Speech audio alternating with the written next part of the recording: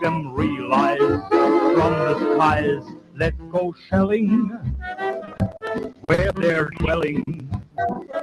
Shelling net, PP, and Lulu.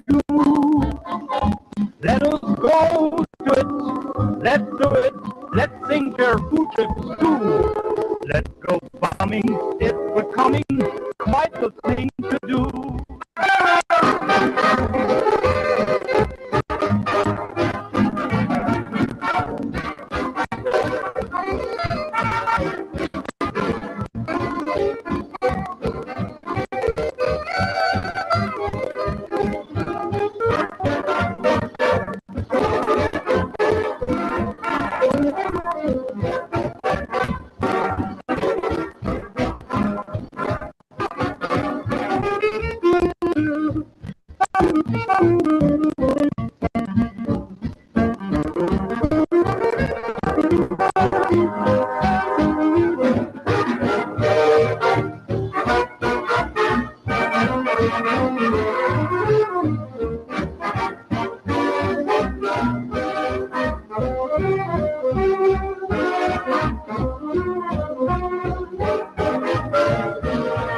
You're listening to Speak Free Radio, the free speech internet radio platform.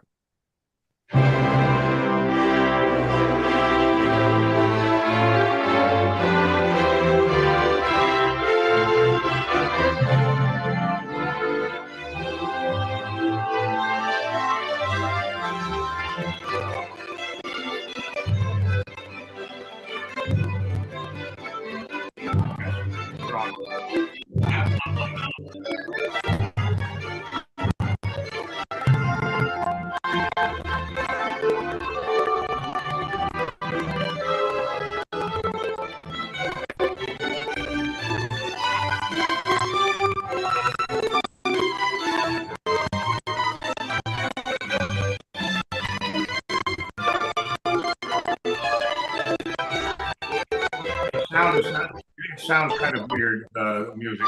Anyhow, this is Charles Lincoln from New Orleans, Louisiana, and I believe we are now starting at episode 13 on Speak of Legal Realism on Speak Free Radio. We've had a little bit of a hiatus here. We've done some reorganization, changed broadcast platforms, but we're back. And I am happy to have my colleague Ed LeBoutier from the board of the American Freedom Party, as well as Tonya and Cody Dahl from Smithfield, Texas. And I welcome them because they are going to be our primary subjects today. We are talking about the case that we're going to be talking about the case that they started in Bastrop County, Texas, which is related to a whole bunch of other cases throughout the United States, but introducing them and this case is the primary purpose. And Ed LeBoutier is here to bring in the American Freedom Party perspective and some technical skill, which I sadly lack. In any event, happy Thanksgiving to everybody from New Orleans.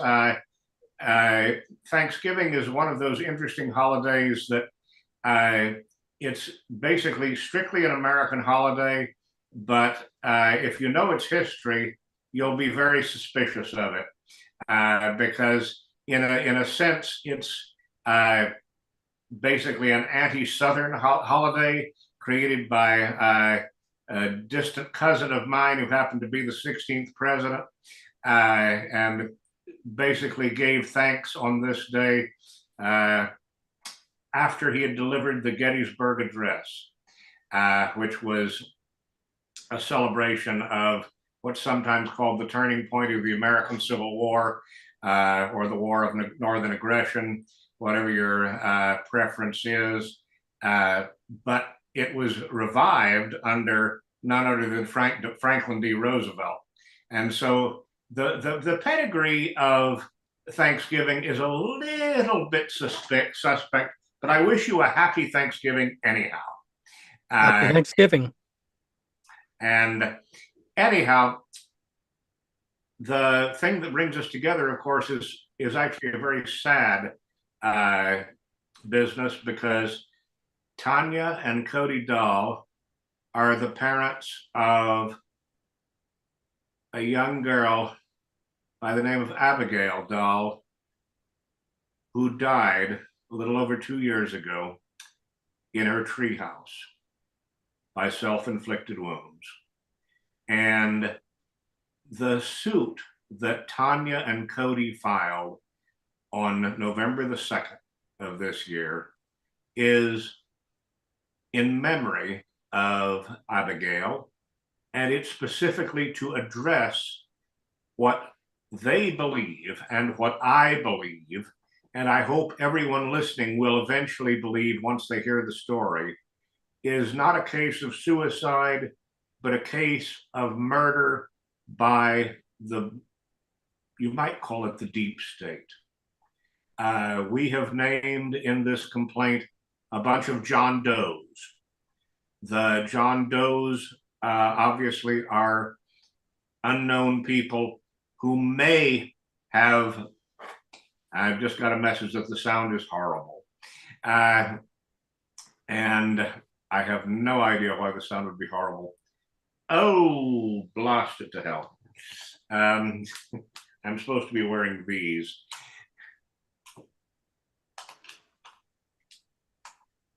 Everyone, I am a technical disaster. That is the sad truth. Okay, I've got my head. Does that include this? Does that improve the sound at all? I have no idea. Smithville Cody is shaking his head. I mean, you're coming in fine here. Okay. I am told to check Zoom settings. Oh, hell. I don't even know where Zoom settings are. I'm on the new mic, Dave. I swear it's this one right here. Oh. You're saying, okay, I know what you're saying now. Where are Zoom settings?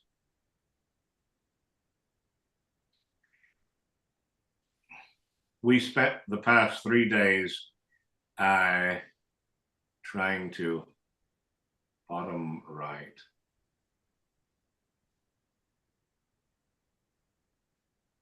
No.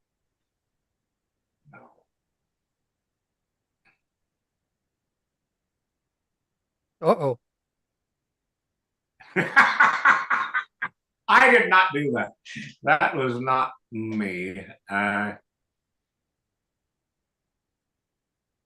damn. The whole week has been like this. I swear. This is why we were supposed to start. What do you want me to do, Dave? I have no idea what you're talking about. Why don't you you might have to touch your screen, but if you touch your screen, it's going to say mute, stop video, participants, chat, whiteboards, and then more. I've got more. But I Click don't. it. What I don't have is anything about. Did you hit more? Did you hit the button that says more? Yes, and it did say that my options are chat, show chat previews, and stop live stream. We don't want to stop the live stream. And let's see.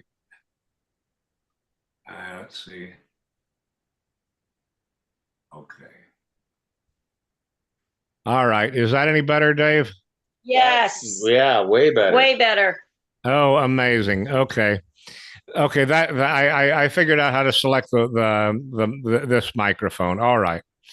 Okay, you now still remember want me that to the adjust next something day. else? He's telling me to go to settings at the bottom of TGHE. Go to audio. Well, aren't I? But they're saying I'm okay, Dave. Bingo. Okay. Bingo, Bingo, Bingo, and Bingo was his name. Oh, all right. I'm not sure it's. Let's see. How do I get it so that? Oh, that's a view. I haven't done this in so long. I've totally forgotten everything about how to do this. Okay, now we are all equals. All right. What were we talking about? I've totally forgotten. Our case. Your case. Oh, that. Abigail. All right. Our sad introduction, yeah. Who said Saturday introduction? You brought. He said you are sad introduction. Oh, okay. Yes. Can you bring a picture of Abigail up? Yes. Why don't you do that? Let's have a picture of Abigail. That'd be great. Oh, he says you can go ahead and do it. I can't. Only the host can do it. Oh, You only have you sharing. Oh, share screen. All right. Multiple participants can share simultaneously. I'll set it that way. So maybe you can now. Okay, now I can share something. This is. Oh, what I was talking about was I was talking about how we've named a bunch of John Does because we suspect murder through the internet or the deep state. But we have named some actual defendants in this case, the most famous of which is called Google. But we've also named YouTube, which is pretty famous. And I guess we haven't named TikTok yet, but we're planning on it. And who are our other service Snapchat. ISP? Snapchat. Snapchat. That's a big one. And Discord. So we've already named some of the biggest ones, and we will probably end up adding a few.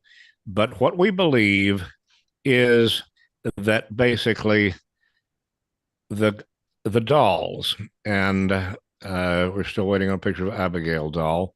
The dolls did a very stereotypical American thing, and I don't mean modern stereotypical American.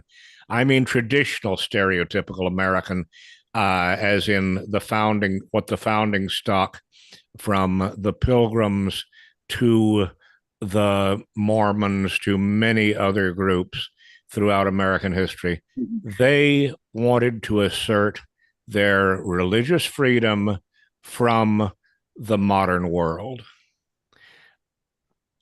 And this is a very difficult thing to do. It's something that Giuseppe, who was doing the show right before us, was talking about how parents need to separate their kids from the deep state, the modern world, the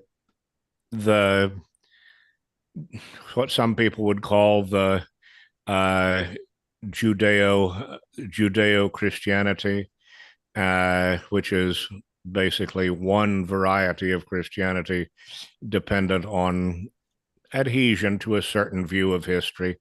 And this is Cody and his beautiful, stunning daughter, really. I mean, that was taken a week before she died. That's amazing. That was a hiking trip that we went on as a family in Crow's Nest Pass. She looks pretty well adjusted and happy there. I don't see any despair in her eyes at all. No. I mean, you can't read people's minds under any circumstances. But is this in Texas or is this up in Canada? This was in Crow's Nest Pass, Alberta. Wow. Canada. This was in Canada. It was on a hiking trip right before we came to Texas. Wow. And basically, just to give you all's background, Cody is originally a Canadian, And you were originally a Texan, correct, Tonya? Yes. I tell people my husband lied to me and told me that I would find Alberta refreshing, and it wasn't that cold up there. He literally sent me a text message and said that, and to marry him. All right. A Texan who had never seen snow.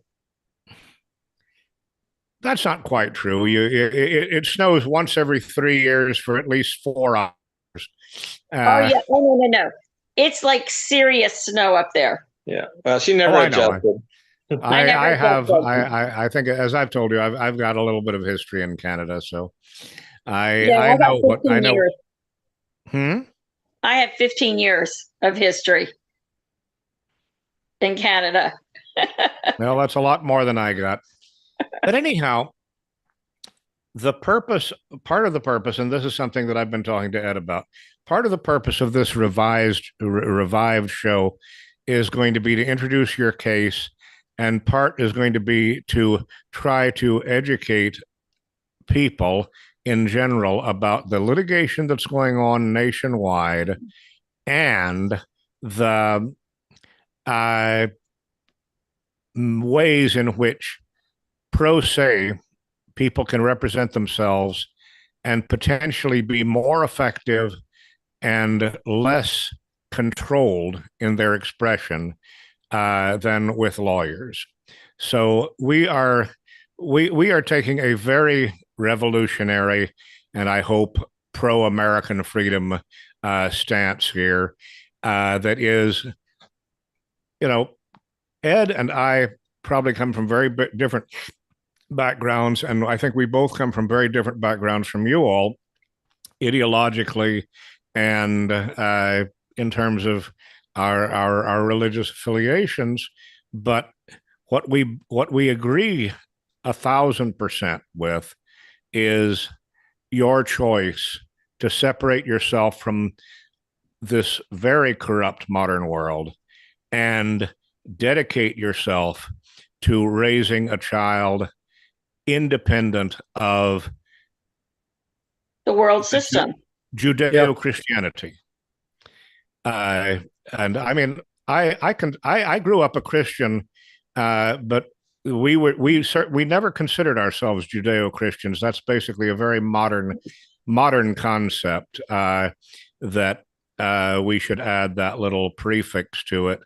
And I think that really illustrates some of the problems that we're facing, is that there's an alien element coming into Christianity, coming into American culture generally, and the greatest vehicle for that is the internet, Google, that has conquered everyone. I don't know. I don't know if you all. I bet Ed was, but in the early days of the internet explosion, it was chaos. There were all these different companies, all these search engines competing with each other, and basically it was mayhem. One would come, one would go. They were popular. I can't even remember all the names, but there were.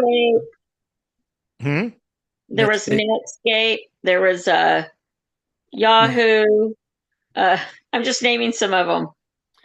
Yeah. AOL. There were some even more. I remember some even more obscure ones than that. The names of, I mean, Netscape and Yahoo certainly have some resonance in the modern world, but there were literally dozens that have just disappeared, and Google has come to dominate, and YouTube has come to dominate. These are two of the biggest corporations in the history of the world, and YouTube has become part of Google. It still maintains a separate office, as we found when we were researching service addresses, but it is officially part of the Google empire. And the interesting thing is, can I interject there for a second?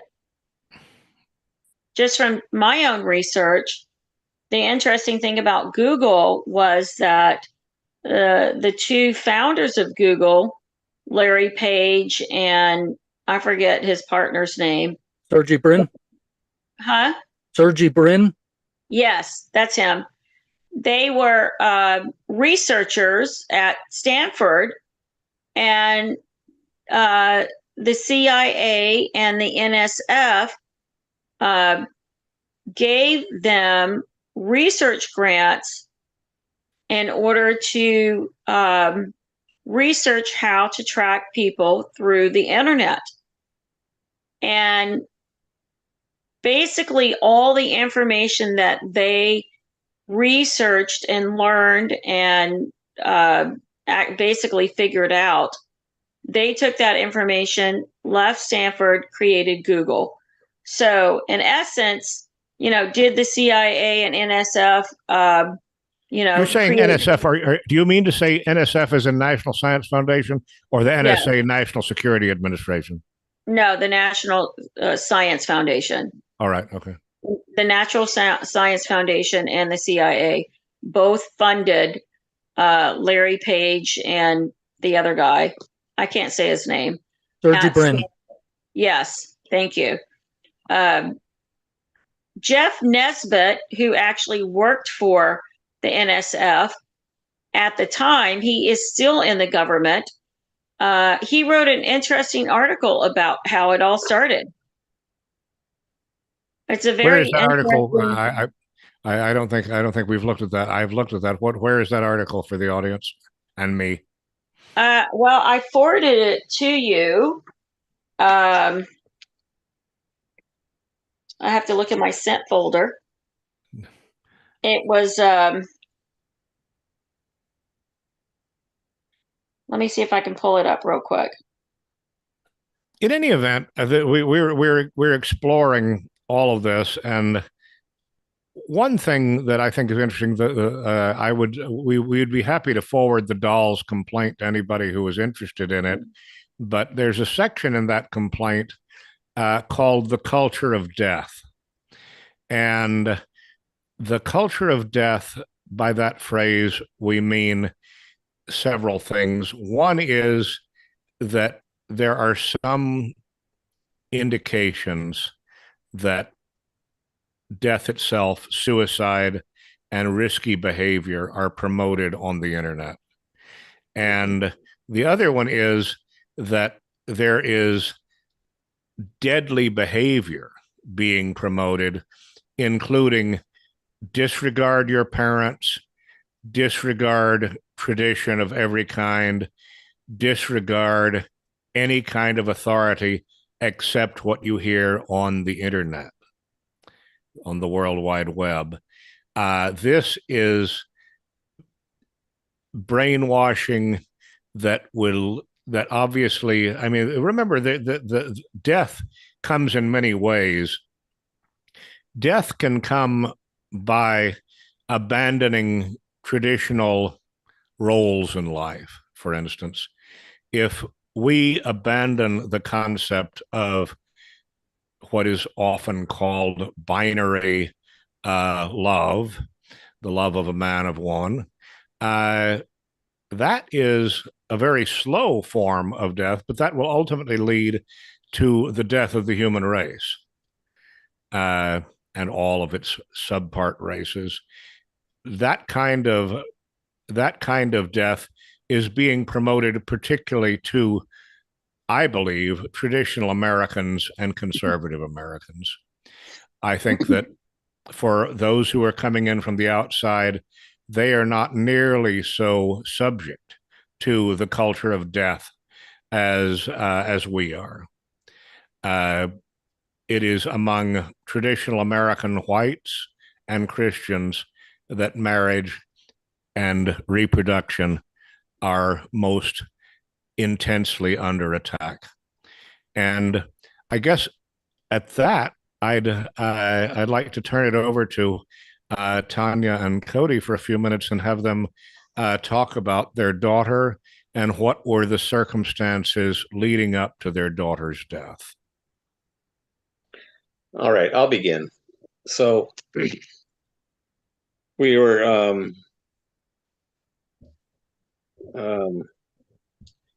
back and forth between Canada and Texas a lot just before all this occurred.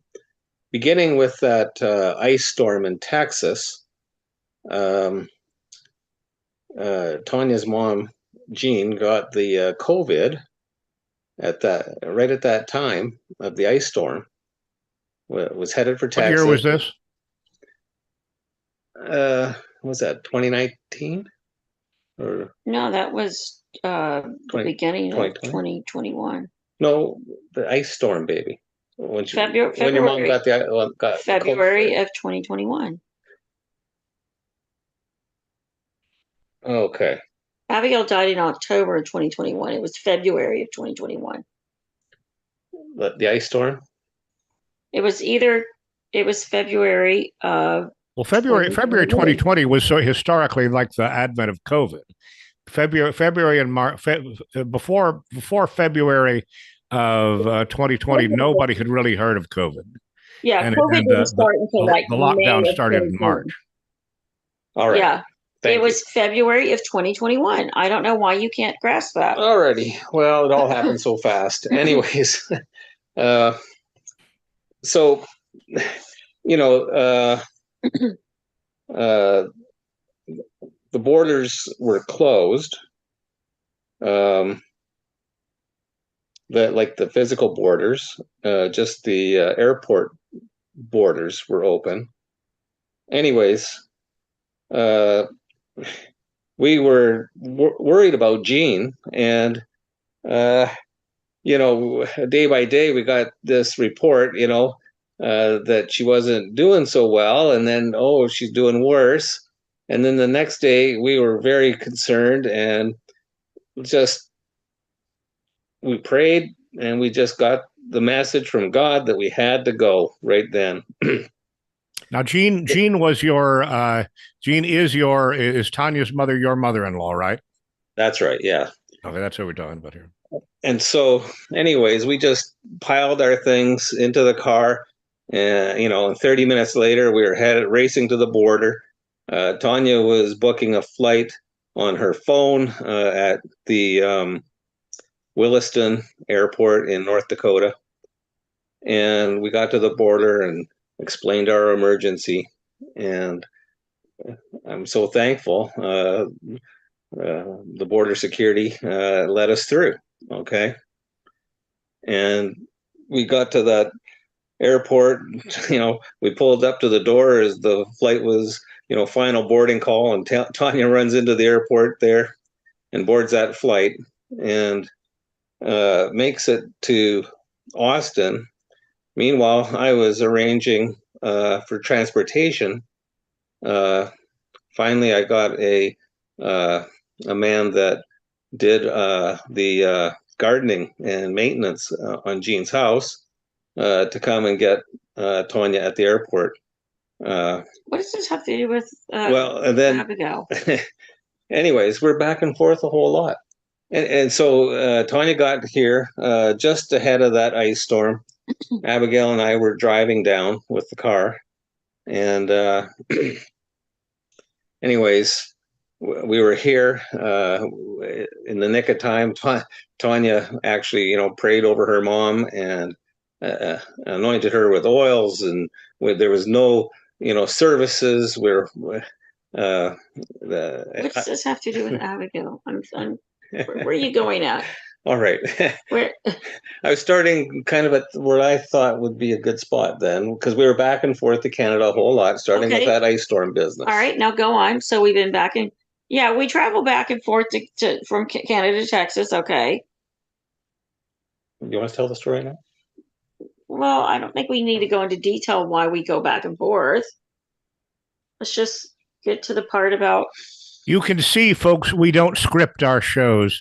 This may be something we want to do in the future, is do a tiny bit of scripting, but it took 3 days to get us going here.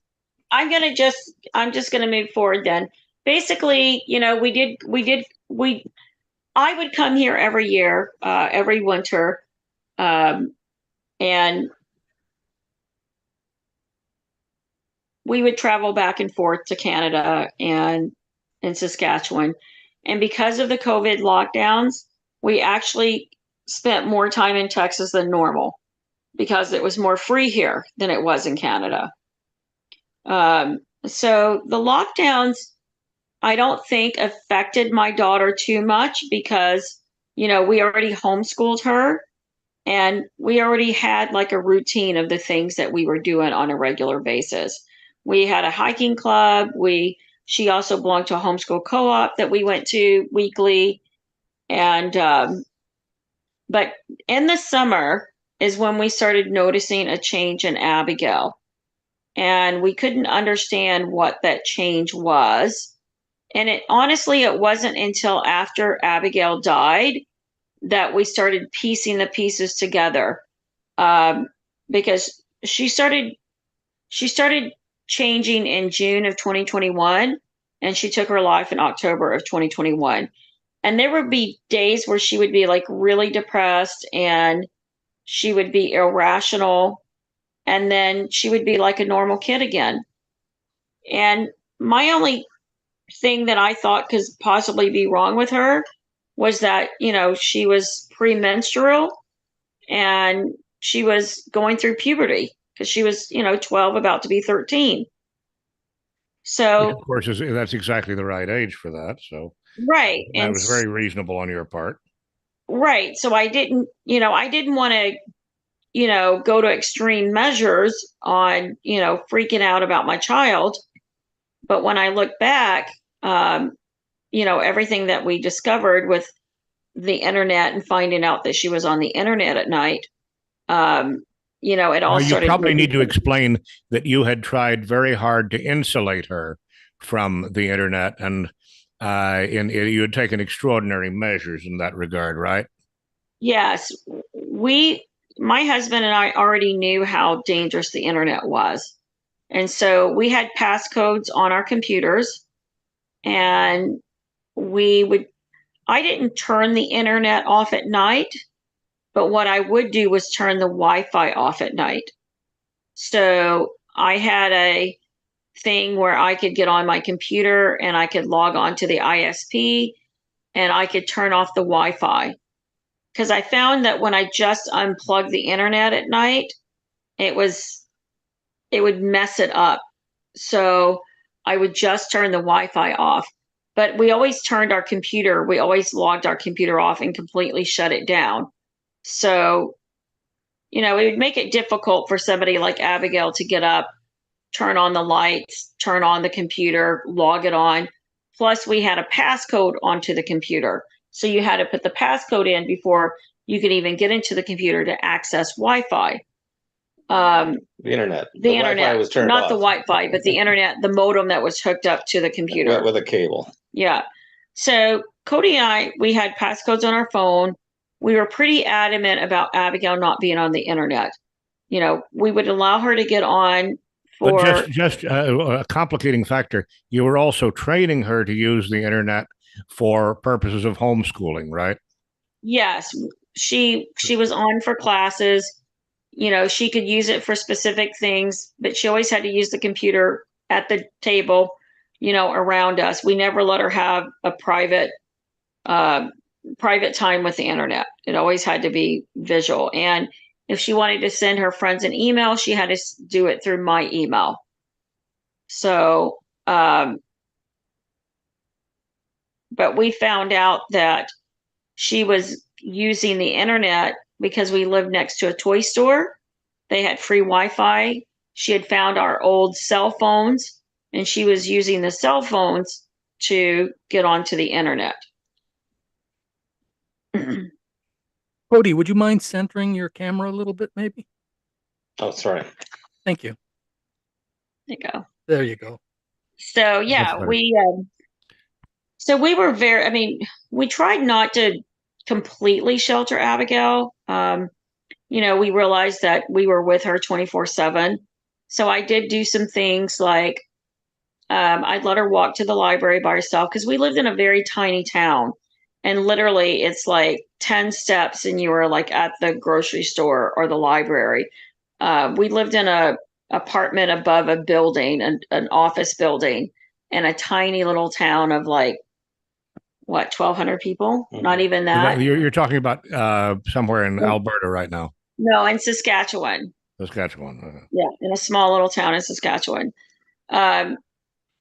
So, and then she worked at my friend's health food store.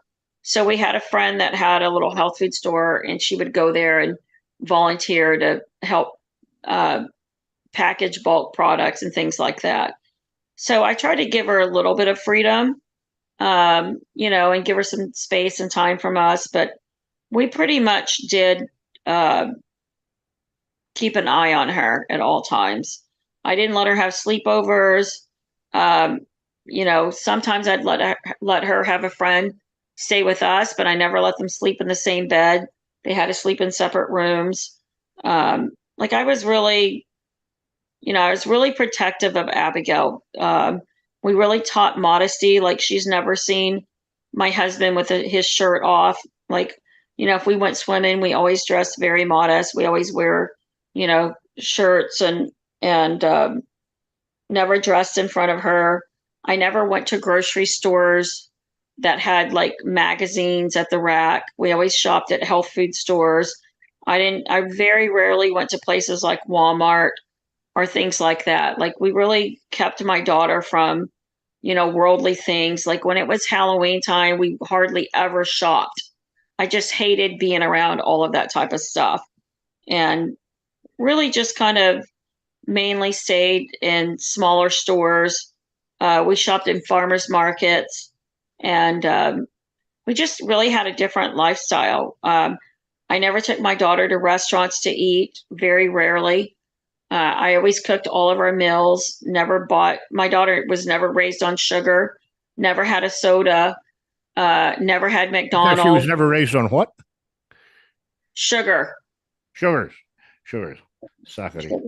Yeah. Yeah. I made everything for her. Sounds like you did everything you could to, you know, make sure she grew up in a safe environment. I did. And I taught her everything. I mean, she started reading at the age of 3. When she was 6 months old, I taught her sign language. And Nice. and then I taught her to read and write and math. And I got her into music lessons when she was 3.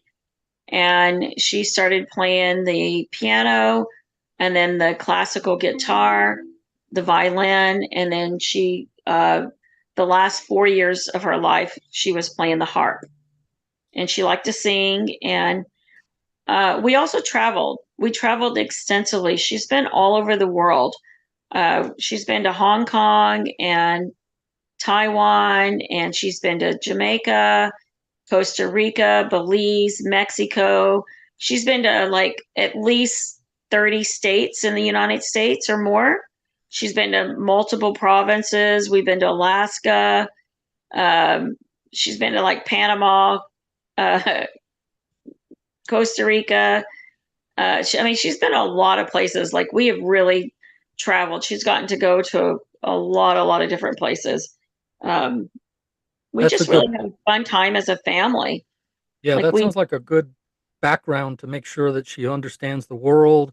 She's seen it. She's been involved at places. So, yeah, I think as far as I could see, and based on what I saw in your affidavit, I mean, you did everything you could to make sure that she grows up properly. And it sounds like somewhere along the way, she made some friends with some bad people that obviously influenced her. And That's what we feel. We feel like, well, I feel like it was a predator, actually. I really believe in my heart that whatever we get from Google, we're going to see that it was an adult. I wouldn't be surprised if it's even a government agency, a person that worked for a government agency, because we're just seeing more and more of these type of predators that are working for government agencies. Well, I mean, let's be very clear about something. You and Cody are very unusual people. You look awfully normal. I mean, you look, like everyday people. but your ideology is, well, I think you'd agree. You're not part of any mainstream church or social group.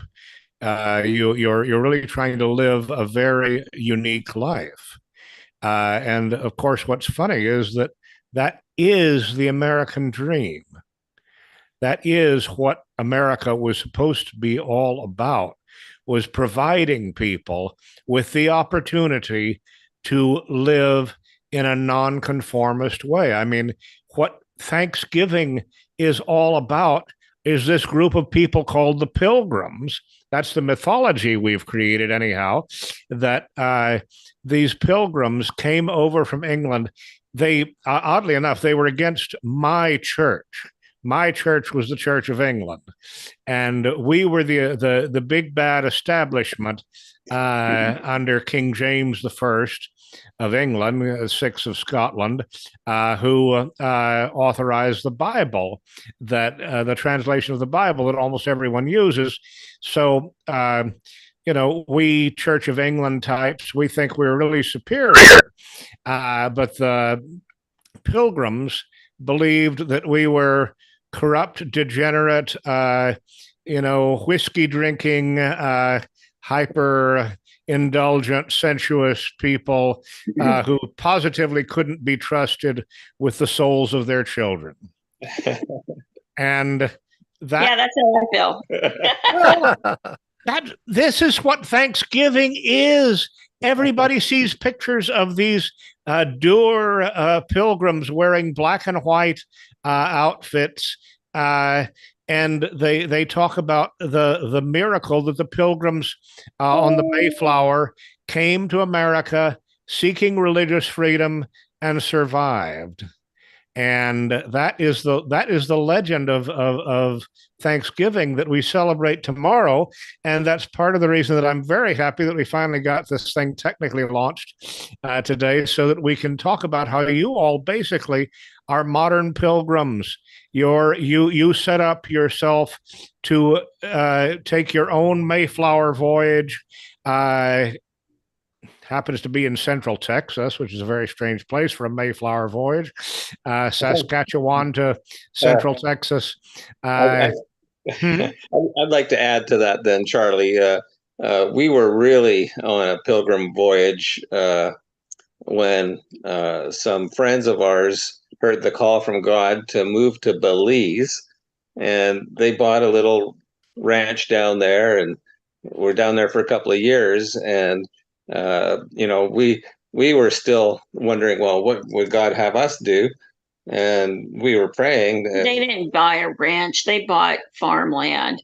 Sure. Well, they have like a community. I think it's a cult. Yeah. They wanted us to be a part of it, and we're like, absolutely not. But that was a pilgrim journey that we did make for the purpose of seeing, does God want us here with these people that we know that have this community that want us there?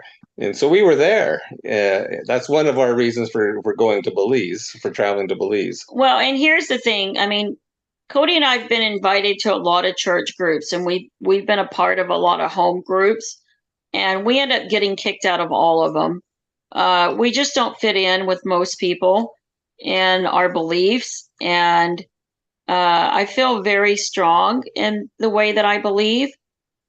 Well, we read our Bibles. We read our Bibles every day. And when we get around other people that don't read their Bible every day. No, they read even people that read their Bibles every day. But we start asking difficult questions. The thing of it is that most people read their Bible every day, but they also live in a church narrative. And you have to literally shed the narrative of the doctrines of the church in order to really know the truth of the Bible. But we find that in everything in life, like government. I remember when I first tried to tell my mom about 9/11, that it was an inside job. She absolutely would not believe me and thought I was a nutcase. And I remember when COVID hit, and I said, Mom, it's all propaganda. I mean, this was when it first happened. I was flying back to Canada in March. And she's like, oh my God, there's a virus. There's a virus. I'm like, I'm not concerned. And I still haven't been concerned. But it wasn't until I told my mom to turn off her TV. I disconnected my mom's TV. I got rid of her dish cable network and I ordered internet. And I said, if you want to watch any news, you're going to have to get it on the internet. And that's when her eyes started opening because she was forced to listen to something other than Fox News. And she started realizing the truths that was happening around her.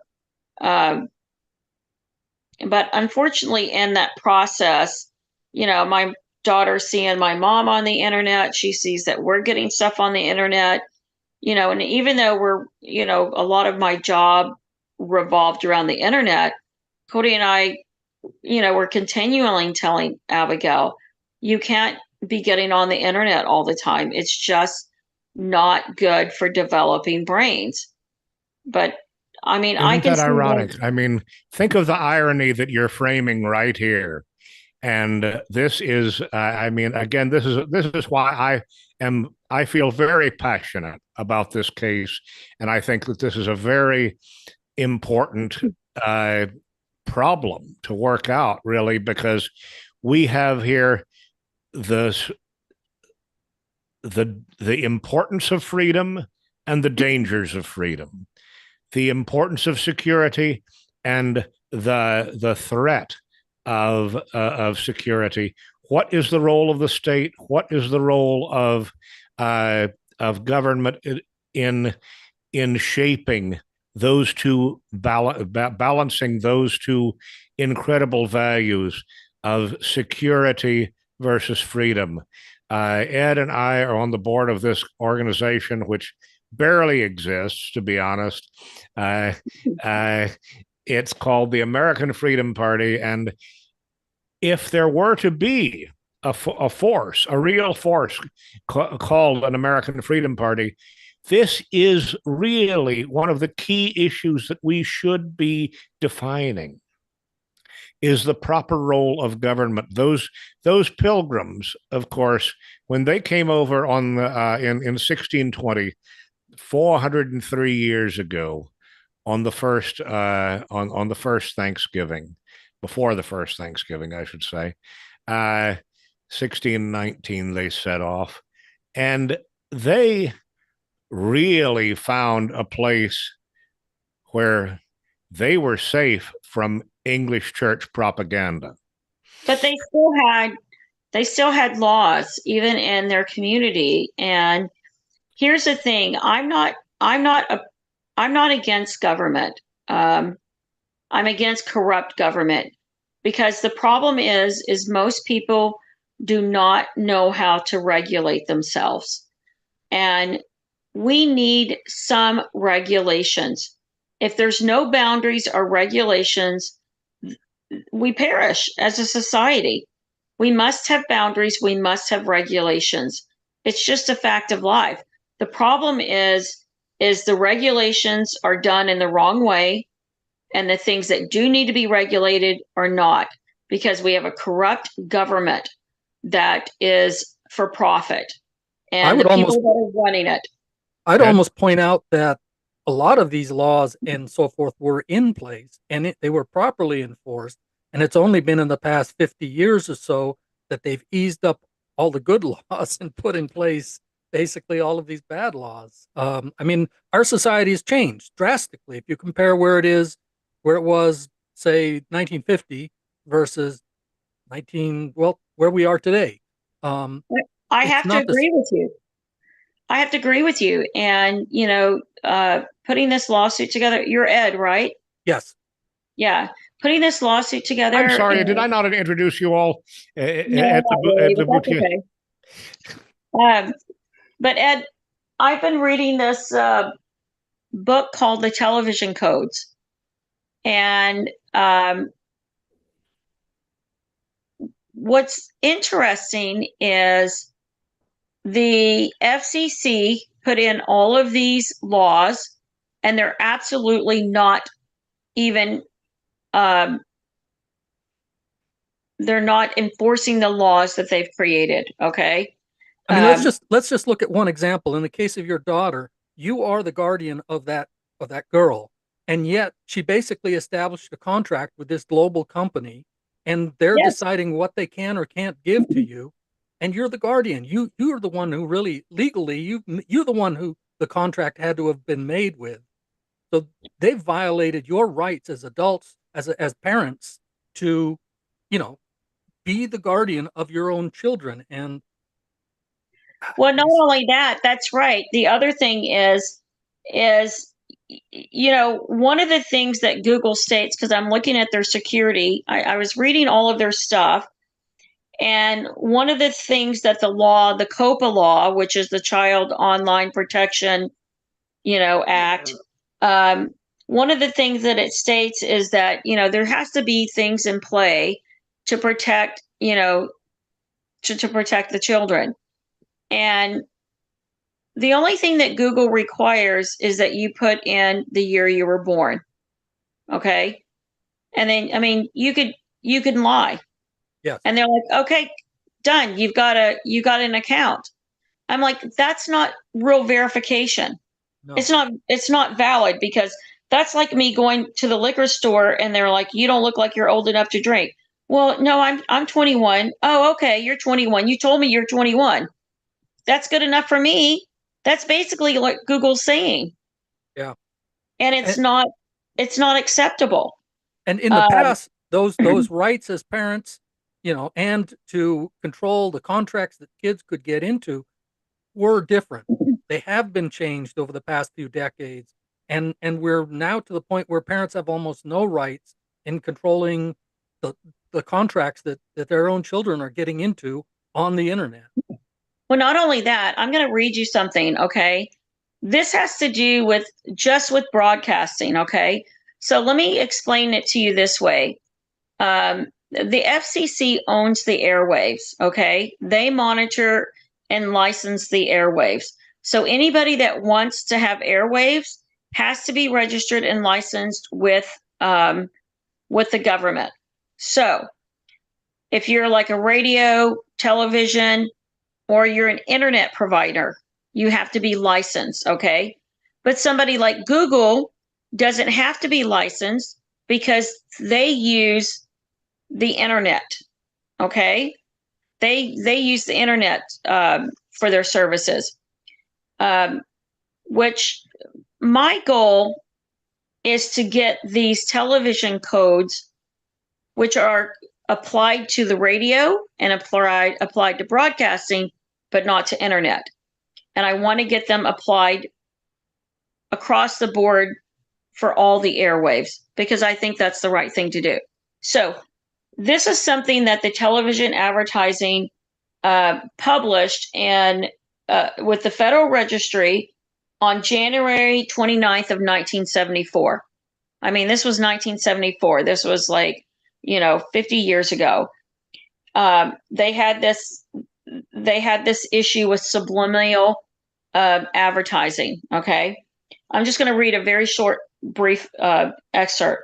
It says, Commission inquiry revealed that the NAB TV Code Authority had learned of the use of the subliminal messages in late November and had received a statement from the advertising agency that it was dispatching telegrams to all stations to which the advertisements had been sent, informing them of the subliminal statements, authorizing the stations to delete the statements from the spots, and informing the stations that film prints which did not contain the Get It flashes would be sent to them.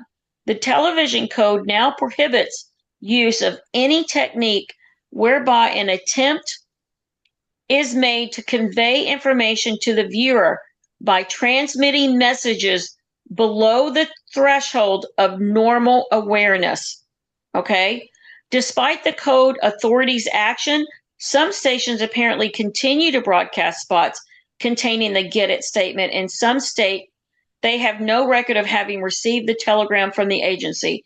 We believe that the use of subliminal perception is inconsistent with the obligations of a licensee and therefore we take this occasion to make clear that broadcasts employing such techniques are contrary to the public interest. Whether effective or not, such broadcasts clearly are intended to be deceptive. Okay?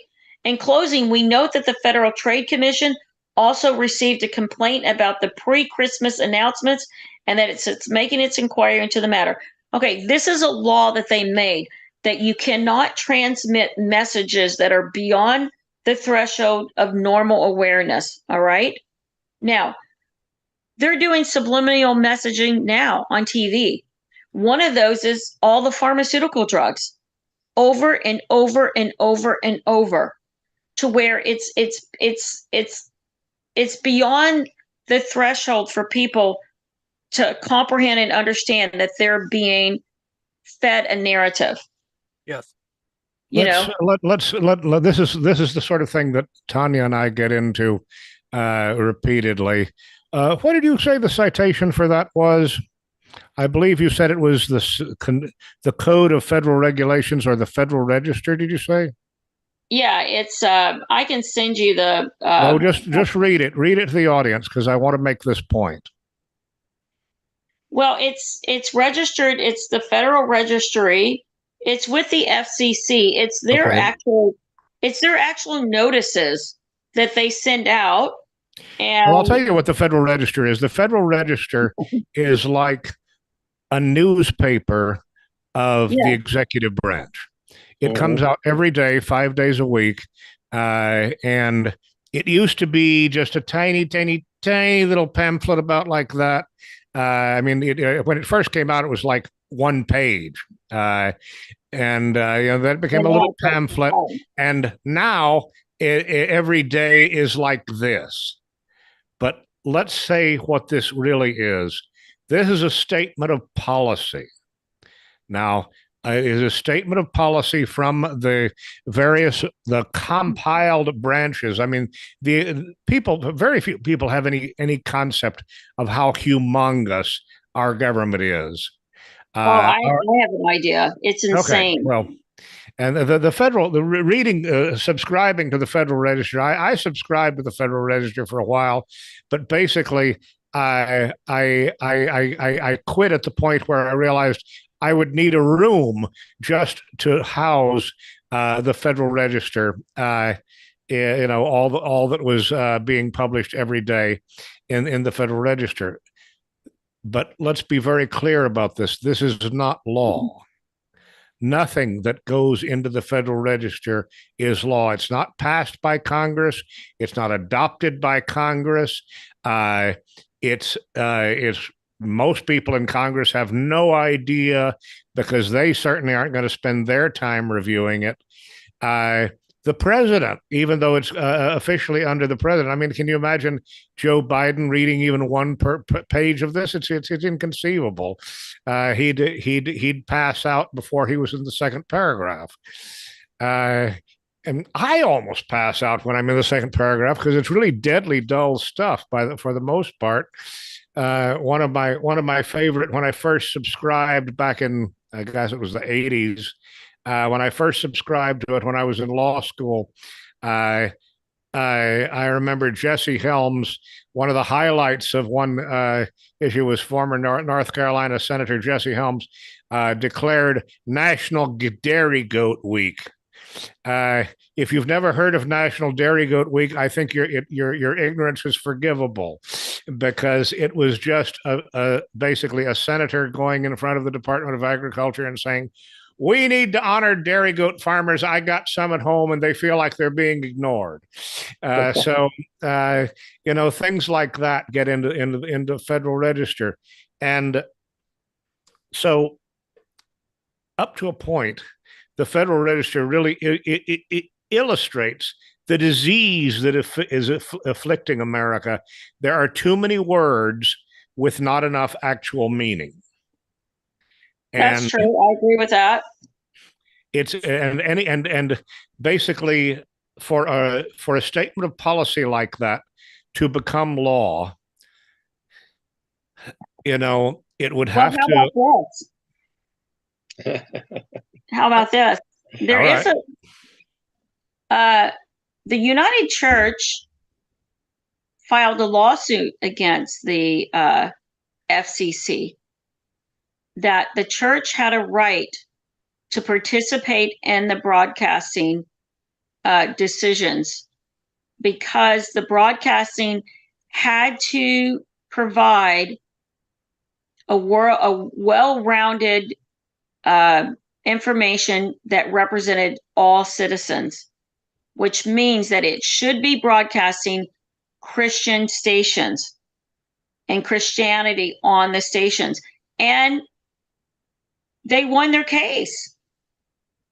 But yet, there's not Christian stations on every one of the broadcasting stations on a daily basis. I guess I'm not really following you here. What are you trying to say?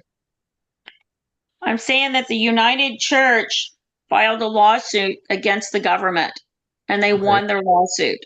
Yeah. Anyways, I think that, big companies that want to, use the internet the way they'd like to, don't want to be regulated the way the broadcasters are supposed to be regulated. And therefore have found all these ways and means of, and perhaps paying off, FCC or whoever, to, wiggle around all these ethical concerns that have definitely been gone over, in the past 50 years. But now they've discovered a way kind of to step around all of that, and of course the big tech companies, they're like, sure, it's nice. That's the shiny side. Oh, I can search the World Wide Web and get a 1,000 and 2,000 or 1,000,000 pages of information for free, and yet they figured out a way to monetize all of that, and so they're building these dossiers of information on every user every time, and slowly connecting the dots on everything. And so there's this dark underbelly, free turns out to be not so good. It's like the free grain that's given to the wild game until hunting season arrives. Yeah. Anyways, yeah, it's definitely a big freedom issue, and yet, I thought technology was great, and yes, I knew there was dangers for the developing mind, and we're well read. We read a lot of books. We use our library card a whole lot, and it turns out that Abigail's thirst to, during the COVID lockdowns, she wasn't able to be with certain friends as much as she'd like to.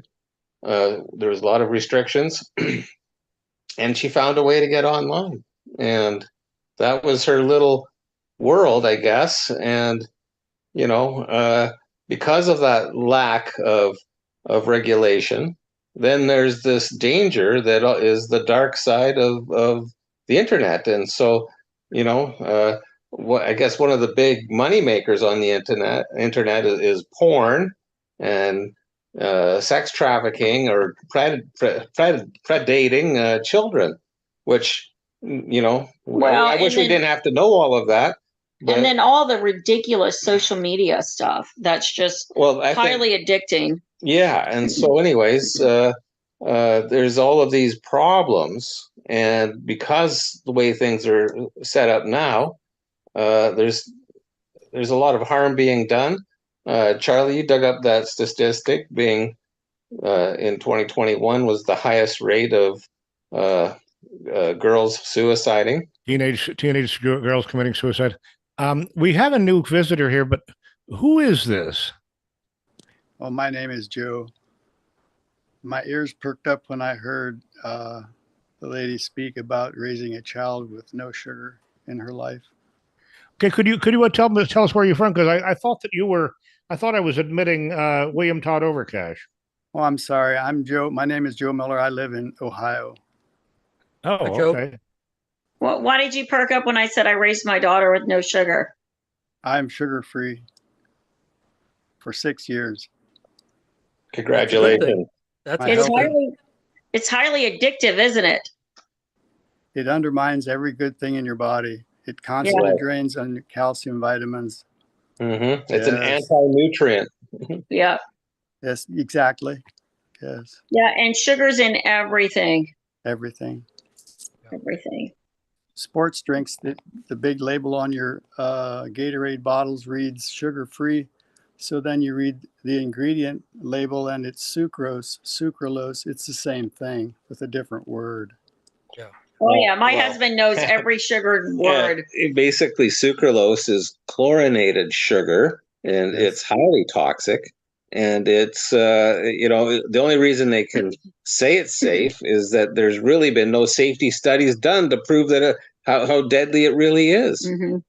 We owned a health food store for a long time, and I remember because my daughter started reading when she was 3, and I remember my husband having her on his lap, and he's reading and teaching her how to read labels, and reading all the food labels. And I remember one time we were at a grocery store, and my daughter, I'd let her run around a little bit, because we always only shopped at natural health food stores, and there was a guy that was giving samples of some little healthy snack, and he asked her if she wanted one. She goes, well, let me look at it.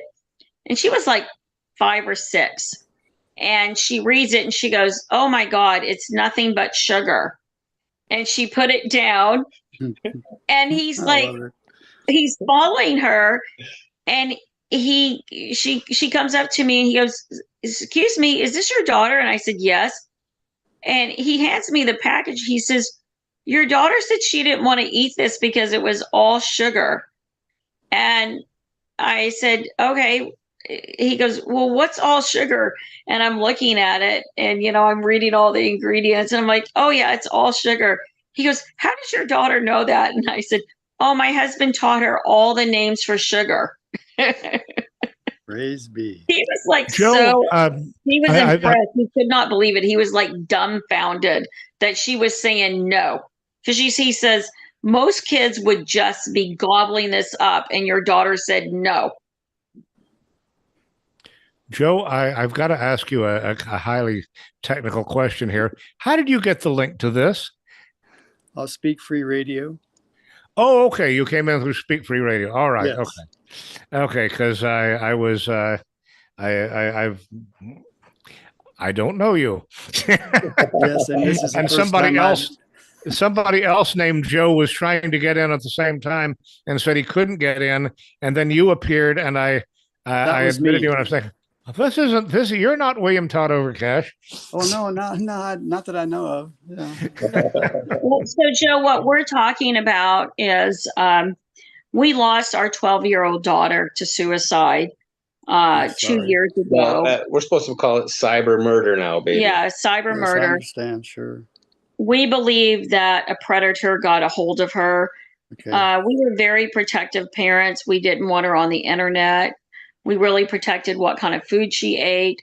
We homeschooled her, and she secretly got on the internet and got a Gmail account, and it opened up the world to her, to TikTok and Discord and just Snapchat and all of these different things. Okay. And we truly believe that there was a predator that preyed on her, because we started seeing changes in her in June of 2021. And by October, she had taken her life. We found her the day that we caught her on the internet was the day she took her life. I'm so sorry. My condolences. So sorry. Yeah, thank you. It's been a tough 2 years, and we just filed a lawsuit with Google and Snapchat and Discord, and Charlie's the one that's been helping us write everything up, the petition and all of that stuff. And we were just kind of talking about the case and the things that we've been discovering, and how the internet is really affecting people. And my husband and I were talking about how we need to have some regulation. People don't want to have censorship, but we need to have some censorship. We need to have some regulation, because um, people are using the internet for evil. Yes. And there's got to be something. There's got to be something done about it. And I was talking about the FTC and the FCC. I've done a lot of research about the airwaves, the television codes, the radio, how all of that is monitored and it's regulated and there's laws in place. But there's no laws in place when it comes to the internet. When it comes to these apps, it's worse. These services. There's an invincible shield against criminal and civil prosecution for all these tech companies. Yeah, Right. they're operating on the FCC airwaves, which is basically government property. So basically, they're committing crimes on government property, and the government's turning a blind eye. I see Ed nodding and nodding and nodding, but he's not saying much. And since Ed is actually in the tech business, I'd like him to kind of elaborate on some of these points and, help us out here. I mean, my experience is everything she said so far is right. Yes, the CIA was involved in the origination of Google. Yes, these platforms, especially something like Google, exist so that they can feed information to the government. And yes, there is evil being performed through the internet. I'm just nodding my head because, everything that she's saying is correct. Everything, as far as I know. I mean, yes, I am in the tech industry, and I know how this works. And yes, I know who these people are. And I like I said, as far as I'm concerned, your rights as parents were violated when they established a contract with your daughter, provided an unhealthy service that obviously resulted in her embracing some ideation that you didn't want her to involve herself with, and you did everything you could to make sure that she didn't embrace that ideation. But I did read the affidavit, and it's obvious that she was expressing an ideology that is part of a deviant group in this country, and who has been very active in using the internet to advance their issues, Right, their agendas. I agree, and not only that, Ed, is that parents can only do so much, and we have to rely on society. If I went to the state fair and I lost my child, I would have to rely on the security guards and the people that are at that fair to help me find my child. That's a duty that's required of society,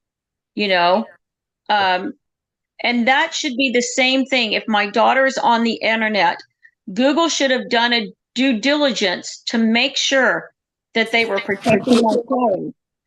And the interesting thing about, when I looked up some information about Google when they had one of their conferences, Larry Page made the comment that the Google services are on 100 million Android devices already preloaded with revenue generating services. Revenue generating services for Google. Yes. And so one of the questions that I'm going to ask in the court is that preloaded generated revenue generated services, does it already have protections for my child? And the answer is no. They don't care about that. They don't. That's right. And I think that's what's going to help with my case, is that you've stated that all of these devices are already preloaded and already revenue generated services, already preloaded, and these services can be accessed whether or not if you have an active cell phone, because these cell phones will take Wi-Fi. So there's an overall movement among many, such as yourselves and myself, for calling, quote unquote, de-Googlify your life. I personally avoid every Google product that I can, just because I know exactly what they're about. They're doing everything. They're paying, I think they were paying billions of dollars to make sure that they were the first search engine on every phone and computer in the world, even Apple. And specifically, I think they paid Apple boatloads of money because being that search engine gives them a position of power and to be able to decide what advertising gets fed to people, what messaging gets fed to people. It's very powerful position, and they know it. It's worth a lot. And not only that, and we had already de-Googled before my daughter took her life. We have on our computers, we only use Linux. We use Linux software. We use LibreOffice. I use Vivaldi browser with DuckDuckGo, which I was actually looking at getting a different one because there's not very many that you can use with Linux. And on my phone, on my cell phone, I don't have email apps. I don't have stuff like that. I don't have banking apps. You know, I have very minimum stuff on my cell phone as well. And I've disabled all of my Google stuff on my phone, almost everything. Unfortunately, it's still an Android. It's still an Android, you know. We've got another participant. I'd like to introduce you all to. He just disappeared. Dr. William Todd Overcash. I hope he can get back in. He's been trying to get in for a while. Todd is one of my best friends. He is from Ocklawaha by Lake Weir in Florida. And if he comes back in, he's an MD, and he's okay. Here he's back. He's a very knowledgeable guy, and he wanted to ask you all some questions. He's been on my podcast many times before. Todd, welcome. Are you there? Todd, are you there? Unmute yourself. Unmute yourself. I did. Hey, Todd. Thank you for joining us. Dr. William Todd Overcash, I'd like you to meet Cody and Tonya Dahl and Ed LeBoutier. And Joe, Joe from somewhere in Ohio. Joe joined, I thought it was you, actually, because you were writing. But you said you had some comments and questions. Well, I'll make people mad with my comments because whether people like this or not like this, the human body, basically everything you put in your mouth becomes one of basically 5 things. It becomes water, it becomes waste, it becomes amino acid, it becomes broken down into short chain or fatty or fat, lipids, or it becomes, I don't care whether you take in sucrose, glucose, whatever, it's converted to glucose in the human body, period. You cannot live without consuming all 3 of those elements. Well, 4, water is, you have to consume those things to live. The concept that you don't ever eat sugar is a fantasy. Well, and nobody is suggesting that. I mean, there are carbohydrates. Yes, sugar is one of them. Carbohydrates are broken down to glucose in the human body. I don't care what kind of carbohydrate you eat is broken down to glucose in the human body. Well, we absolutely agree with that. But what we're stating is we don't eat highly refined processed sugars. We don't eat white sugar, and we actually don't eat packaged foods. We make all of our own food. I buy honey and I use honey. We just eat a more natural forms of food. We're not buying packaged food. I don't go to the grocery store and buy my meat. I don't buy my eggs. I don't buy my milk. I buy those things directly from a farm, and we buy as natural as we possibly can. And make all from scratch. And make all of our food from scratch. Mm-hmm. That's all I'm saying is we don't support all the commercialization of the food industry. No, I agree with that. I'm just saying, when people make the statement that I don't eat sugar, anybody who's educated will say. Most people know what I mean when I say that. Joe knew what I meant when I said that. We eat honey, we eat apples, we eat fruits. We just don't eat the highly refined white sugar that's close to cocaine. We don't. That's the one that we admit. It's not anywhere near cocaine. They're similar. They're similar. No, they're nowhere near. It's very simple. It is pretty toxic in high concentration. It's nowhere close at all. It's nowhere close at all. Because when you talk about drug addiction, the rate of drug addiction is how rapidly the impact is in alteration of your enkephalins and that in your brain. Sugar processing to your brain is over 5 minutes. Cocaine, depending on how you do cocaine, is under 4 seconds. Heroin is under 2. That's why heroin is addictive with the first dose. But you have to admit, sugar is a lot more addicting cannot than do meat. that to your brain. If you eat meat, it doesn't become as addicting as sugar. I mean, I'm telling you, sugar is pretty addictive compared to other foods. When people eat collard greens, they don't feel like they need to eat collard greens every day. But when people start eating sugar, they want to start eating sugar on a daily basis. White sugar.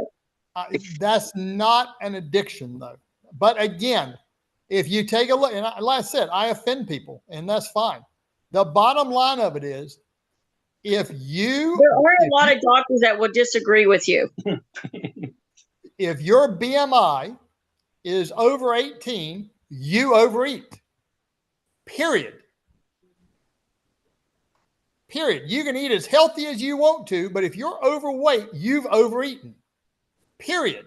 You can eat as healthy as you want to, and you can still be the size of the Titanic if you overeat. Can we turn this discussion back towards the death of this young girl and the depravity of Google in supporting and promoting that activity? I mean, I understand we can have a discussion about, diet later.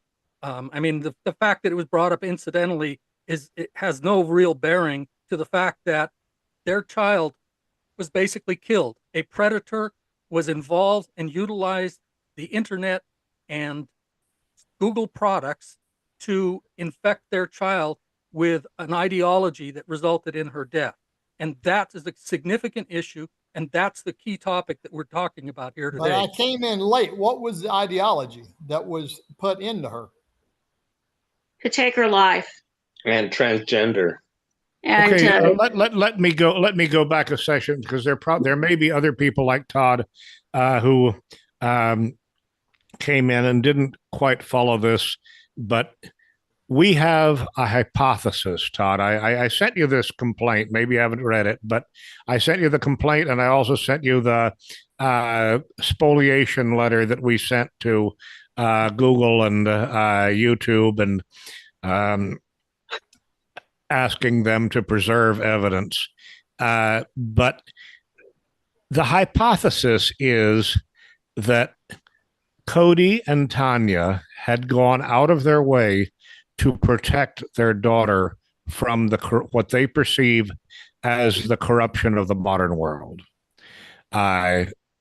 She had traveled extensively. She's homeschooled using the internet.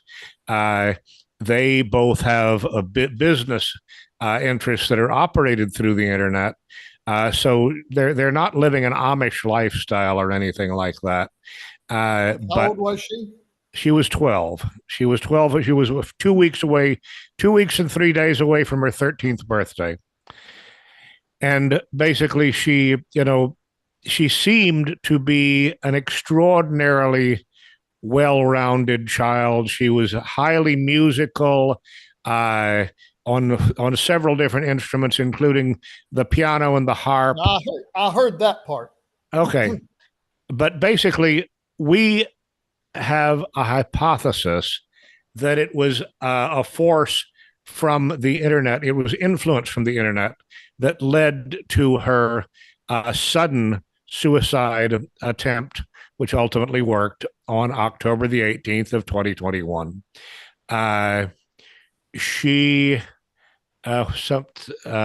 What happened here? Oh, screen sharing. Anyhow, our lawsuit, the lawsuit that Cody and Tonya filed, I should say, is demanding production of all Abigail, that's this beautiful young lady's name, all of her internet records and contacts. That is the only relief that we're actually seeking actively in the lawsuit. We have alleged wrongful death against John Doe defendants. Now, who those John Doe defendants might ultimately be revealed to be, that's a very interesting question. We can speculate all we want to, but we simply don't know. All we know is that Abigail did several things in the months leading up to her death that suggested dissatisfaction based on an external source. I call this a case of res ipsa loquitur, since it wasn't coming from the family and it wasn't coming from friends. It almost has to be coming from the internet, because First, let me ask you. Can I ask you this? Yes, I invited you on. Where did the transgender come into this? All right, where did the transgender thing come in? It was part of the ideology she expressed. Well, but when we were able to look at some of the chats and things, she was stating that she was non-binary. I know one day we got into a discussion and she called me a homophobic, and there was a few outbursts that she had that didn't make sense until after we were able to get into some of the chats that she was on, and basically they were telling her she was non-binary. Can I ask another question? Sure. Was she in contact with other children that lived around you?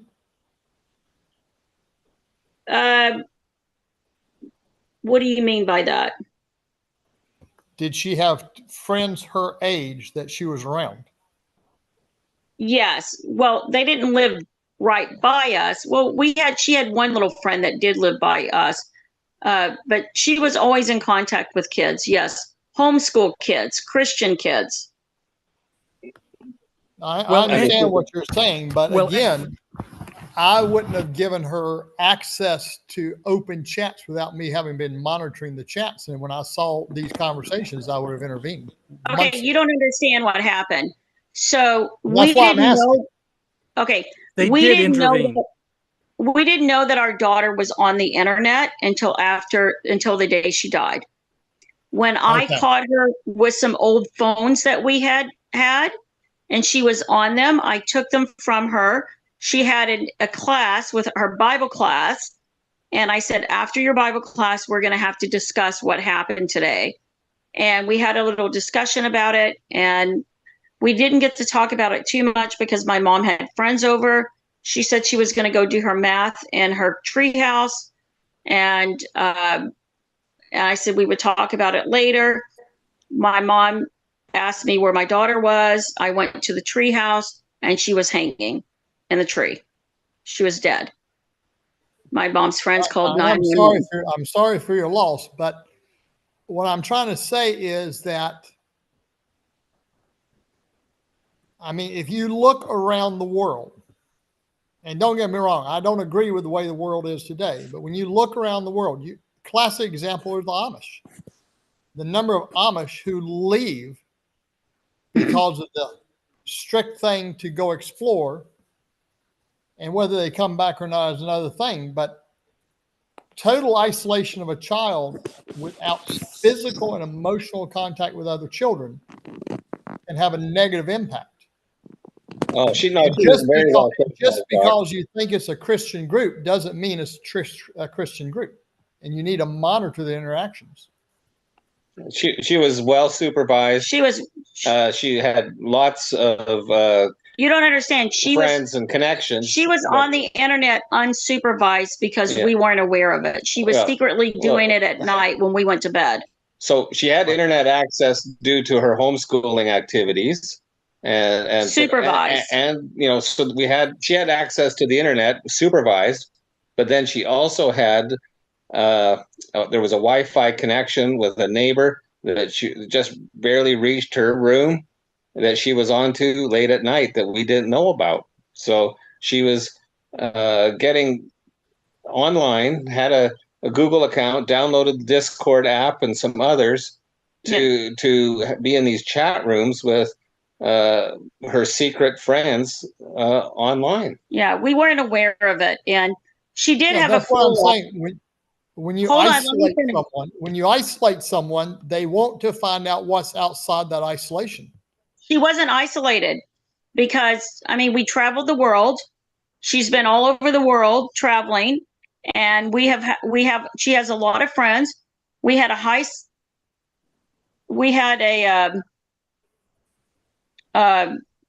hiking group that she belonged to every week. We also went to a homeschooling community once a week. So every Monday I drove 45 minutes one way for her to do an all-day homeschooling group with a ton of kids.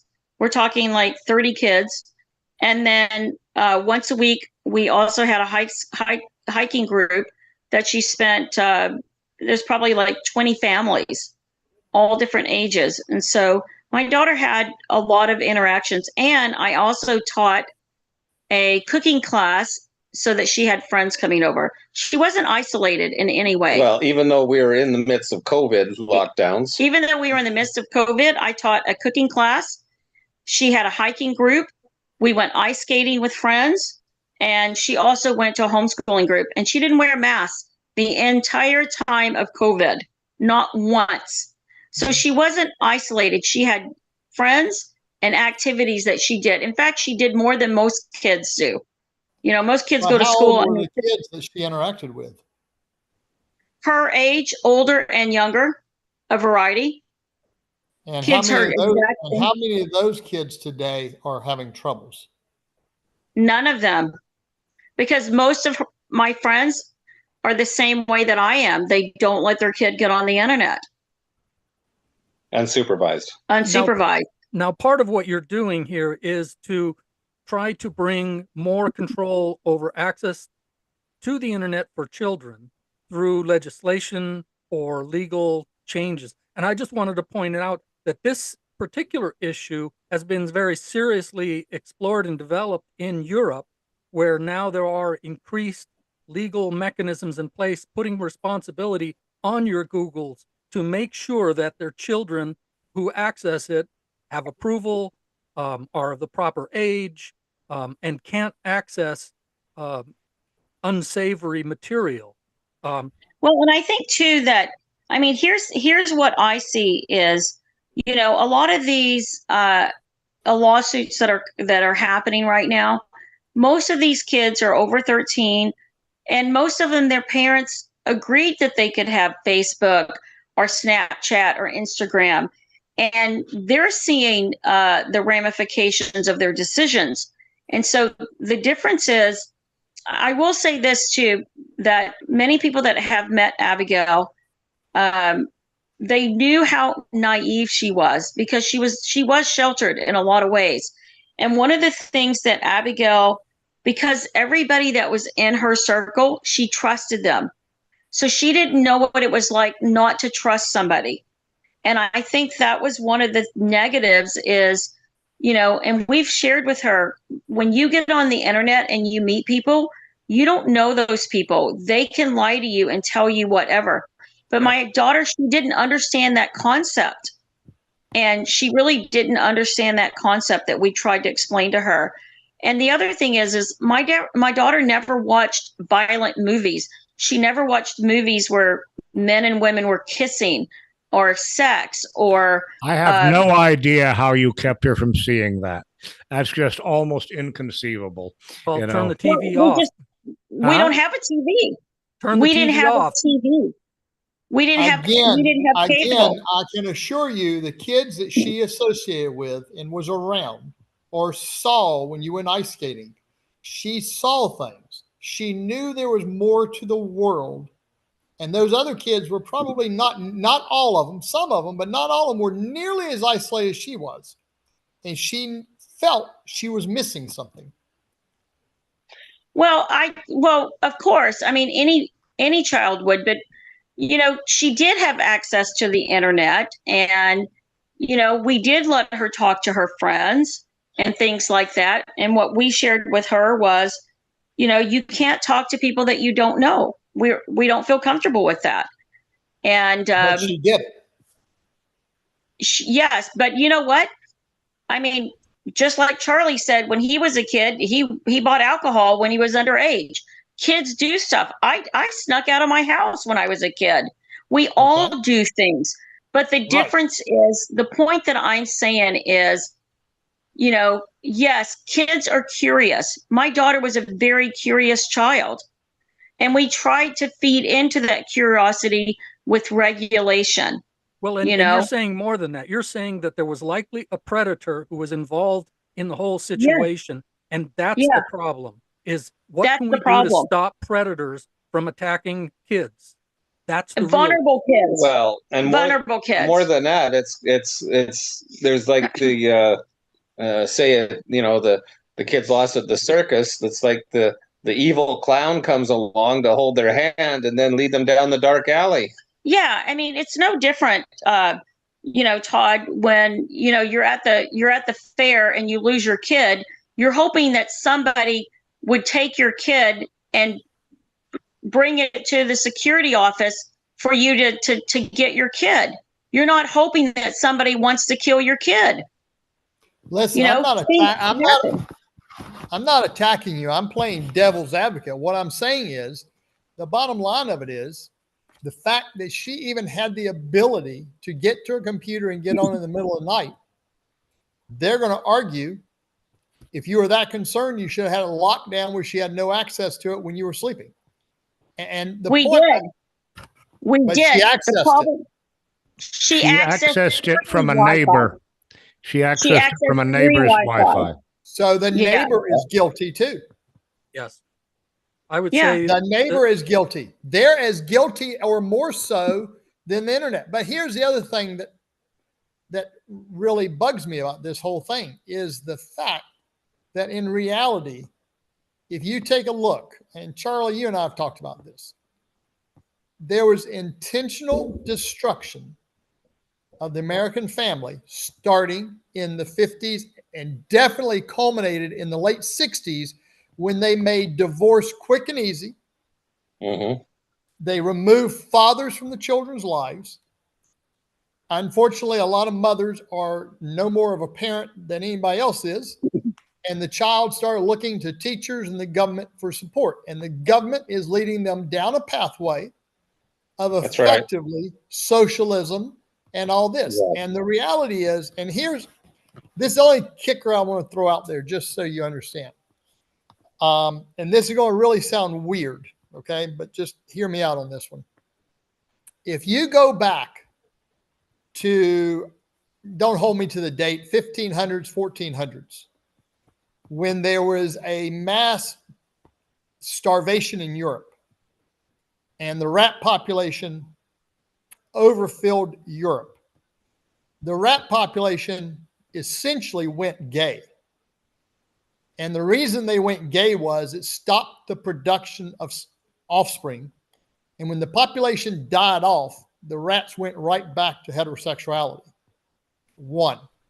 2, if you take a white rat, a female, impregnate her and put her in a tight tube with a constant light and noise where she's under duress during the pregnancy, 80% of her offspring will be born gay.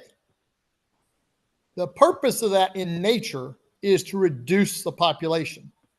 And if you take a look at what's going on here, people who claim to be bisexual, heterosexual, whatever the hell, I'm not heterosexual, but you know what I'm saying, all these weird terminology. This is something that's being pushed by whatever power brokers you want to call it, because they want a reduction in the human population. Well, we agree with that. It's a social contagion. We have talked to our daughter. I mean, we've done a lot of things with her. Like, we tried not to shelter her. We have talked to her about evolution. We've talked to her about homosexuality. We've talked to her about, we would show documentaries about landing on the moon, and then the conspiracy that they never landed on the moon. We always tried to give her two sides to things, why we don't support vaccines, why people support vaccines. We were always trying to give her both sides of the story. And, we tried to teach her to be, a thinker. But see, you created a thinker who thought and challenged your thoughts and values. Well, she didn't originate those ideas. They came from somewhere else. Look, we talked to a child sex. Yeah, we talked to a child sex. She questioned them, so she went to the neighbors to get on the internet to find out what she wanted to know. We talked to, she wanted to get on Discord and she wanted to talk to her friends. And we didn't want her talking to her friends because we knew that other people could get onto those sites. And that's what happened. And that's what we told her. But what I believe that happened is that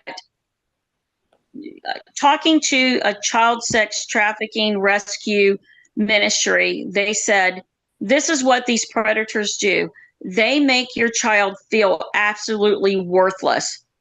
And they treat them and make them feel like they're absolutely nothing to where they want to die. And they push them to that. That's the grooming process. It's the grooming process. At the start, they're giving the kid all kinds of attention, and then they start giving them challenges to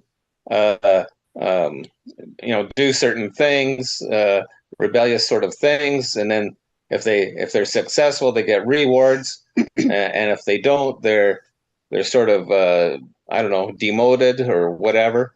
But that's when the child is in their possession. It's not, they can't do it before they're in their possession. Well, yeah. So that's the end. That's the end stage. All of this, grooming process was happening to us unawares. Yeah. Now, after she died, we know there was a lot of phone calls. We briefly got onto the device before Google cut us off, and we had seen some of this grooming talk in the chat room on Discord. Yeah, there was total, you could tell it was total grooming. They were grooming her to death.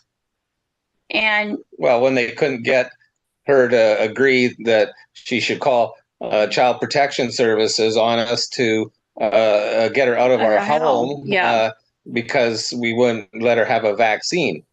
Yeah. They wanted her to get a vaccine, and they wanted her to call CPS.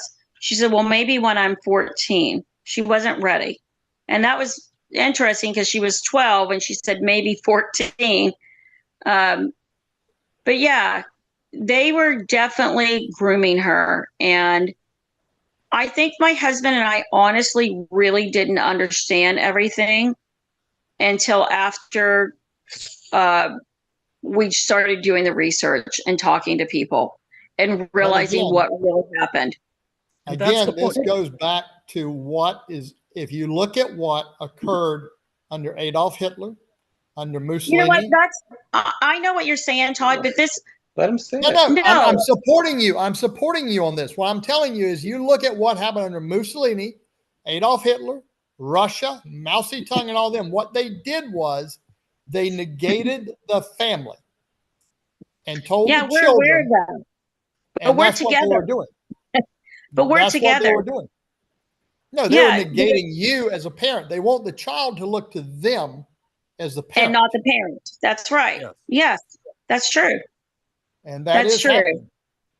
It is. And very rapidly. And so the lawsuit, the purpose of the lawsuit is to try to identify who these groomers are. And Google is interfering in identifying that information. And it's hoped that through this legal process, on the one hand, they'll be able to identify who this groomer is and perhaps prosecute appropriately and or motivate changing of the laws or regulations related to usage of internet. I mean, you brought up that they've made changes in the early 70s. Like, for example, everything had to go through a censorship or review board prior to about 1971. In 1971, they changed those laws. Actually, it was a court decision, but so there are changes between how things used to be and how they are now They've removed these safeguards we've had in our society to make sure that parents do have control and their rights are protected. And in this case, the parents' rights were not protected because a company like Google established a contract with a 12-year-old girl, or maybe even 11-year-old girl at the time, without her parents' approval. And that's a violation of their parental rights. But Well, did she sign in through her own account or through your account? She created her own account with Google. She lied and said she was older than she was, which isn't a real verification. No, it happens all the time. The other thing that you're going to find out, and I don't mean to be negative about this, is I've seen this. Let's say this was a government agency, a watchdog that was out there, and they're concerned that your daughter doesn't meet what the government sees as appropriate and all that. Charlie, you know how I feel about the government. You know, I think that all judicial and sovereign immunity needs to be eliminated immediately. I know it will cost trillions of dollars and litigation through the roof, but all judicial and sovereign immunity must go. Otherwise, it is no different than living under your godforsaken King of England who has, I have sovereignty, you will obey. And that has got to be eliminated. And these agencies that are telling her to call CPS and DCF and all that stuff, they're going to claim they were working on under the federal government's guidelines of best interest for the child, and they're going to have immunity. I'm not disagreeing with your litigation. I'm just saying. Yeah, well, I mean, I've warned them about these issues. We've had some fairly intense discussions. I do want to point out that before Tonya ever met me, she had approached Google and requested voluntary disclosure of everything that Abigail had ever touched, and basically they turned her down flat. I don't know how they can turn down. They didn't give her any explanation. A minor who's in your custody. That's right. They did. They turned me down, and while my daughter was in the hospital, somebody did call CPS on us, and CPS had determined that we were not at fault, and that we were not the issue. But yeah, when I filed a form with the postmortem with Google, requesting all of my daughter's content. I stated that I believe that my daughter was murdered, and that I was requesting her information so that we could find out who killed her, and that it was important that we got all those documents, and that she was underage. And they said, we're not going to give you the information, and we're not going to tell you why. That's what they said. We're not going to give it, and we're not going to tell you why we're not going to give it. I mean, unfortunately, that's the way the legal system works. You know, if they are liable for something, they're not going to go out of their way to make themselves guilty, or at least be found guilty. So they're going to interfere at least, or drag their feet as much as possible. And I think you're doing the right thing. You have to go through the court systems. You have to find the remedies through this legal system. And well, I believe they are guilty. I believe that they are guilty. And I believe that, you know, their statement that their services are preloaded on Google, and because she was a minor and that's the only thing that she had access to, they didn't do their due diligence by protecting my 12-year-old from getting on their preloaded generated services. You may want to. I think what I would do, I mean, this is my perspective. I wouldn't bring up the suicide or tell them they killed him. I'd simply say I have a right as her parent to have access to every point of contact she had. Leave the inflammatory stuff out till you get the data, because when you throw out the inflammatory, it's too late. I mean, the suicide is the only place to begin this discussion. There's no way to avoid that. That is where the story began. They the postmortem access. Yeah, they had to disclose that in the ab initio from the very beginning, and I feel like one thing I'd like him to broadcast, to show that picture of all four people, because it has one of my favorite pictures of Abigail on it. These were not backward parents. One of the criticisms that's often leveled at homeschool parents is that they're disabling their children from learning the STEM technologies, the science technology. And I just want you to look at this girl's blue T-shirt in the lower right-hand corner. That's the periodic table of the elements. I am in love with that picture because it shows such an extraordinary intellect for a 12-year-old girl to be wearing a T-shirt with the periodic table of the elements. They were not undereducating their child. They were not protecting their child so that she was going to become some sort of backwards hick. They were fully giving her an international education. She had traveled all over the world, and if they didn't have the right. We were teaching her Latin.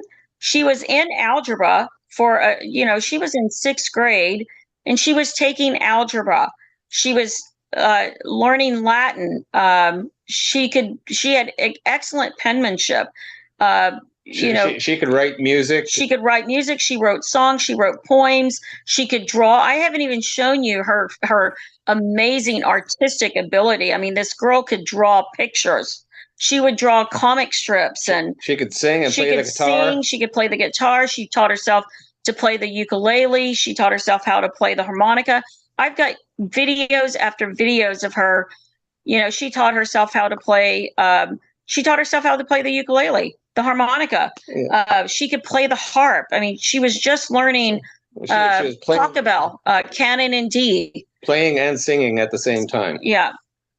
In other words, she was an extraordinary child. She was a tragic loss to humanity and to our race, to the white people of America. And I can't help. It's a loss to all people. The race has no card in this. Well, Todd, don't even bring it up with me, Charlie. She is a beautiful girl. She was a very beautiful girl. And yes, the loss of this beautiful child is a terrible tragedy. But I think that it has something to do with the traditional. If there was a government agency involved, it's because the parents were conservative and traditional, and Christian. Yeah. I don't think there's any way around that. If this had been Greta Thunberg's parents, if they were teaching this child to be a globalist, advocate for climate change, there'd be an outrage. There'd be an outrage. Well, and I think the important next step is identification of who this groomer or groomers are. Then that's gonna open up new opportunities or where you can go in terms of lawsuits, in terms of even maybe the media. The lawsuit is structured that way. I mean, pull it down to one person.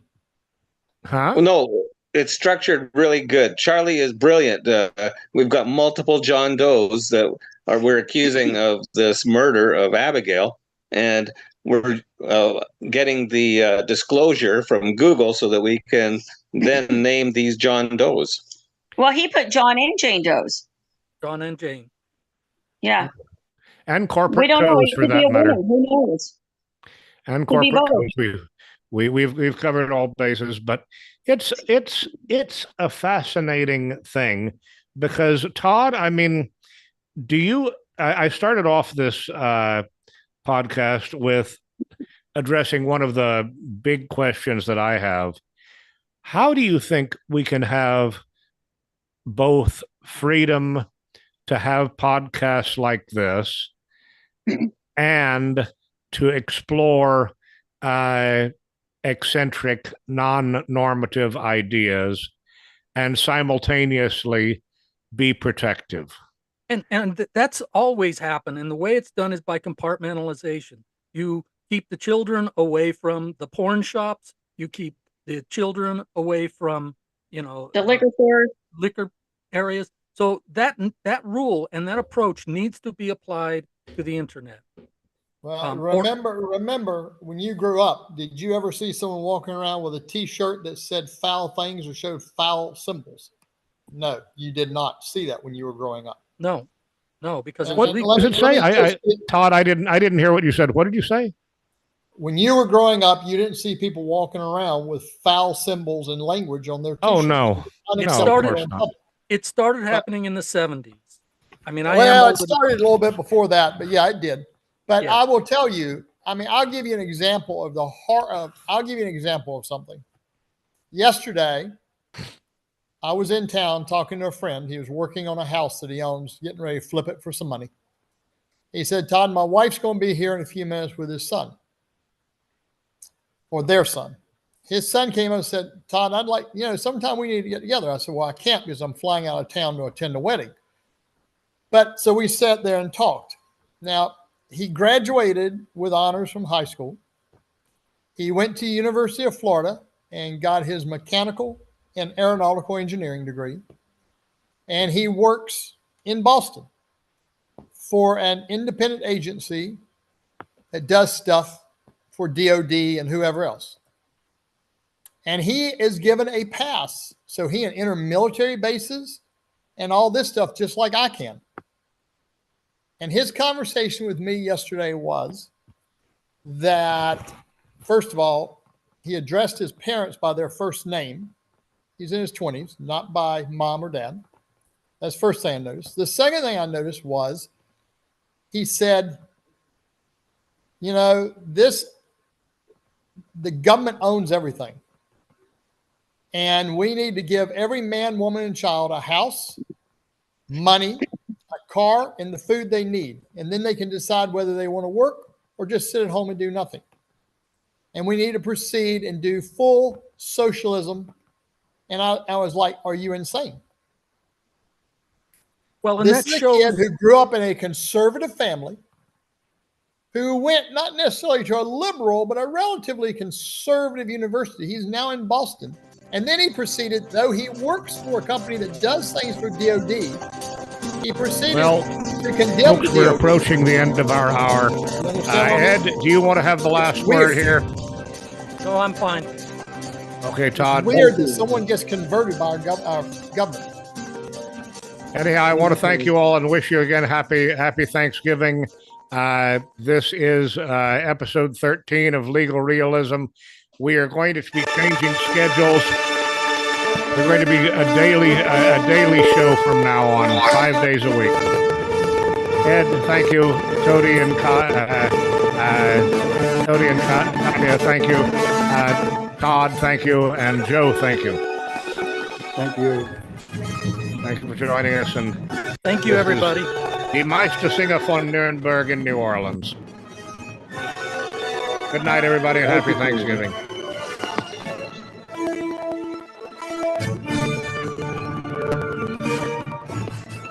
It's not playing very well. They need to have to talk. We've had so many technical problems trying to launch this again. But this music is pathetic. So good night, everybody. We're done.